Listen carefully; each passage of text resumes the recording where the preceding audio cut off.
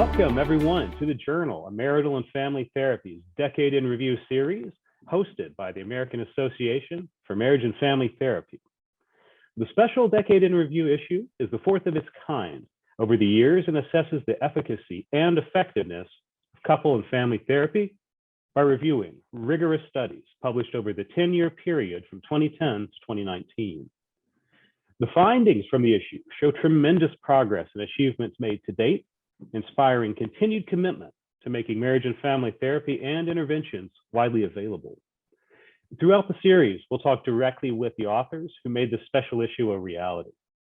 Today's focus is on substance use disorders, and I'm joined today by Molly Bobeck and Dr. Jeremy Schumm. First of all, thank you both so much for being with us here today. My first question, thank you so much, is for Molly. To help us sort of set the stage a little bit, can you tell us about the need for couple and family-based interventions for adults and adolescents with substance disorders? And why is this an important topic? And what substance disorders did you focus on for the article? Thanks, Glenn. It's really nice to be here in conversation with you and Jeremy, and I appreciate the opportunity to set the stage. I think it's important for us to focus on couple and family therapy for substance use disorders for a couple different reasons. I think number one, substance use disorders are incredibly prevalent. We also understand that substance use disorders and substance use problems have a really profound impact on family life, and also that family life can have a really significant impact on substance use problems. There's that recursive relationship there. And so as we're thinking about family intervention science and thinking more about effective approaches for couple and family therapists, substance use disorders are incredibly important. I also think that it's important to note that we want to focus on family and couple therapy approaches because, as we'll continue to talk with you today, there's a tremendous evidence base for relational systemic interventions for substance use disorders and substance use problems, yet there is a big gap in its practice. So how can we focus on what works? How can we promote what works? How can we be in these kinds of conversations where we're talking about these practices and how effective they are so that we can narrow that gap of research demonstrating couple and family therapy interventions effectiveness and what's actually happening in routine care. In terms of which substance use disorders we focused on, we understand the diagnostic category to be really broad. We understand substance use disorders to include alcohol, to include licit and illicit substances, to include prescription medications, to include prescription medications not as prescribed. And so we're focusing on folks engaging with substance use that is problematic, that is interfering in their life in significant ways. And that's how we arrive at the diagnosis. Great, thank you very much. Jeremy, over to you. Can you tell us a little bit about the impacts on the relationship between those who suffer from substance use disorders and their families? So picking up what Molly said, the research really shows that there's a bidirectional relationship between substance use disorders and relationship functioning within the families. So that is, substance use disorders negatively impact the relationships that people have with their family members, and family relationships can impact recovery from substance use disorders. For example, substance use disorders can lead to arguments and cause communication problems, and in some cases, even contribute to violence within family relationships. At the same time, the relationship can impact recovery from the substance use disorder. For example, individuals with substance use disorders who are in family environments that are characterized by hostility and contempt are shown to relapse quicker. Thanks very much. Molly, bringing the focus specifically to adolescents with substance use disorders, how are they impacted and why is family therapy important? I think it's a really important question, Glenn, and it's really important for us to think about young people, especially as we understand what it means to be an adult with a substance use disorder and how often those adults' difficulties began as youth. Just like Jeremy was saying, We understand family relationships to be such an opportunity, to be so vital for recovery, for healing. And when we're talking specifically about young people, this is abundantly clear, and the evidence is especially clear that ecological family therapy, that systemic family therapy is incredibly effective for young people. We understand young people to be profoundly impacted by substance use problems.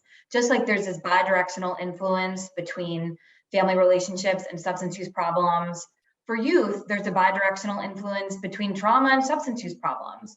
Youth that experience trauma are at a higher likelihood of experiencing a substance use problem, and youth with substance use problems often experience traumatic events because of their substance use problems. And so that profound impact requires us to really think carefully about what the most effective approaches are going to be. And when we're looking at those effective approaches, family therapy really rises to the top with a lot of clear evidence. And in the way that Jeremy was saying, family therapy creates the opportunity for the relationships to be the mechanism for change, for positive change. Adolescents and young people can be the family of origin, can be a family of choice for adolescents, but how can these relationships be the mechanism, be the asset that young people can rely on so that things can be transformed for the better? Thank you very much. So Jeremy, what did the article tell us about the effectiveness of couple and family-based therapies to treat substance use disorders? And were any particularly promising treatments identified? So we looked at studies of couple and family therapies for substance use disorders that had been completed over the past decade. And we selected studies that were randomized clinical trials because these are the scientific gold standard for determining whether a treatment works. We found 13 studies that met our selection criteria. And based on the results of these studies, we found that multiple types of couple and family therapies had strong empirical support as a treatment for substance use disorders. Some of these treatments were shown to work well as a standalone treatment, meaning the protocol is delivered by itself and not with another type of therapy. For adolescents, we found that various types of systemic family therapies were well established, meaning they had good evidence. One study also found that a form of systemic family therapy worked for adults. For adults and adolescents, there was evidence for the efficacy of behavioral family therapy and behavioral couple therapy, although more studies are needed to replicate those findings. In addition to investigating couple and family interventions as standalone treatments, some of the studies looked at these treatments as part of a larger package, meaning they were delivered alongside other treatments. And they combined couple and family treatments with other treatments. And those studies found that behavioral family therapy and behavioral couple therapy showed good evidence when they're included as part of a larger treatment package. Thank you so much, Jeremy. So Molly, were there any areas that were identified where maybe there was more research that was needed? Thanks, Glenn. I think there are a few different areas where we could point our resources to understand more about relational interventions and substance use problems. I think the first area of potential research relates to that gap I was talking about at the beginning of our conversation.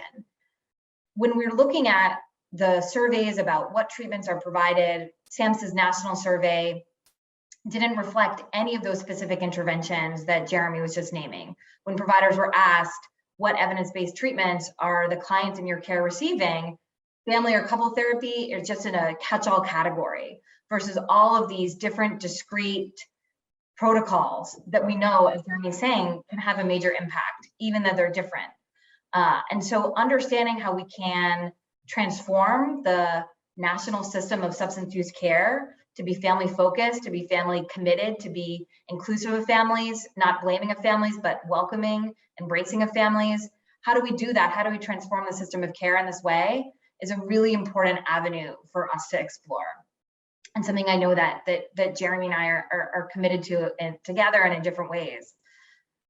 I think the second place of potential further research is how do we understand these different approaches, the couple therapy approach, the family therapy approach, and what would it mean to think transdevelopmentally? one of the things that we sometimes talk about is everybody is family to someone. And we have some of these silos or these boxes that this is for a couple and this is SUD relational treatment for a family. And what if we tried to dismantle some of those silos a little bit and talked about relational interventions that need not be housed in family therapy for adolescents or couple therapy for adults? And how can we expand our approach?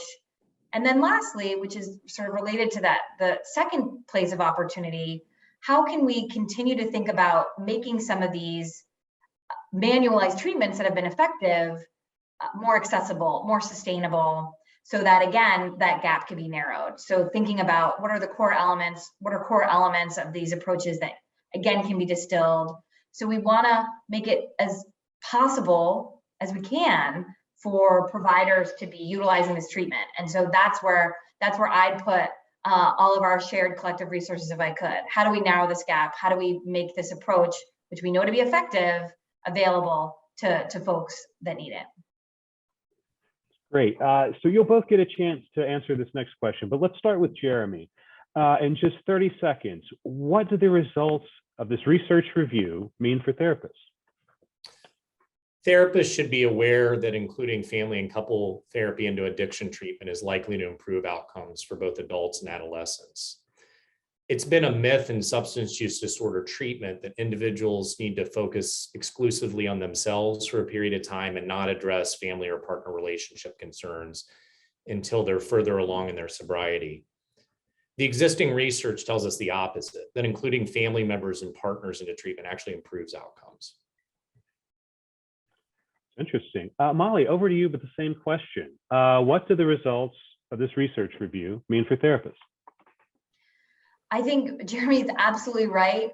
I think when we're understanding substance use problems as an individual problem, something that exists within somebody rather than between people and between people in larger systems, we're missing some really important facets of this problem.